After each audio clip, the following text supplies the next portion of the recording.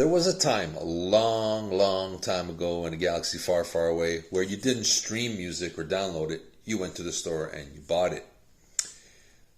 And as much as that sounds inconvenient now, back in the day, that was a lot of fun for me. I love traveling to downtown Montreal and go to all the record stores and talk to some of the people in the stores and see what was going to be big or what they thought was going to be big.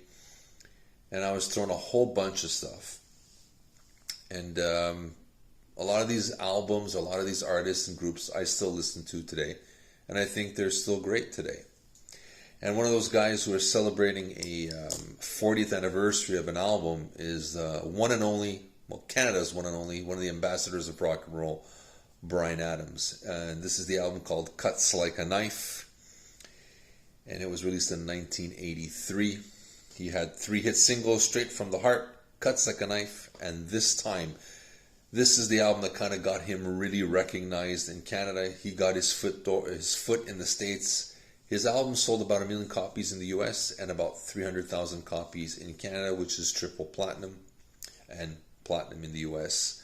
Little tidbits about that I found out looking at this album. I didn't realize that Foreigner's Lou Gramm sang in about 7 songs. He did background vocals.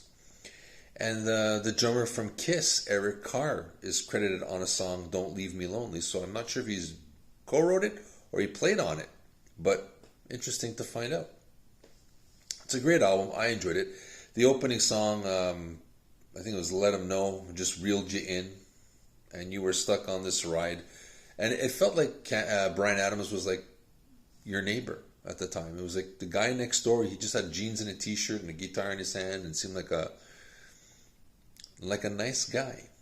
And that was simple. There was no major, well, I didn't see it as a major kind of marketing scheme that just seemed like the guy next door.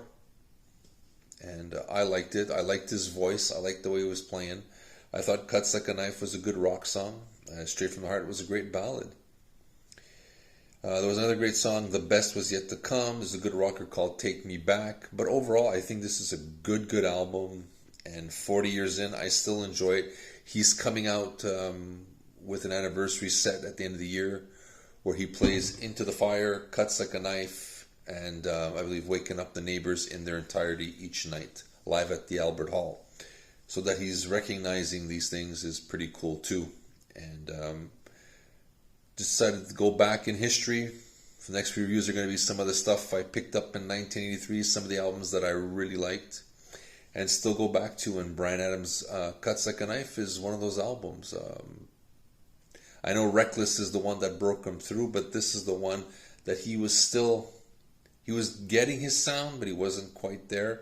But there are some gems in here. So, like I'm Ready is another great song. The Best Is Yet to Come. Don't Leave Me Lonely.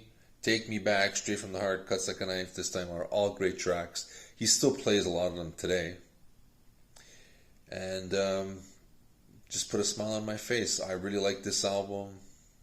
I can't say enough about it. It's one of those great albums that I keep going back to. And maybe part of it is nostalgia, but part of it is I just think there's just catchy, poppy rock songs, and there's nothing wrong with that. But you let me know what you think. Yeah, do you have this album? Do you know about this album? Do you only know Bryan Adams from Reckless or Everything I Do for You from the Robin Hood soundtrack? If you haven't, I recommend you take a look at this album. It's pretty good, and I think you might get a kick out of it. This is Steven. If you like this review, hit the like button and subscribe. It would mean a lot to me. So, see you soon.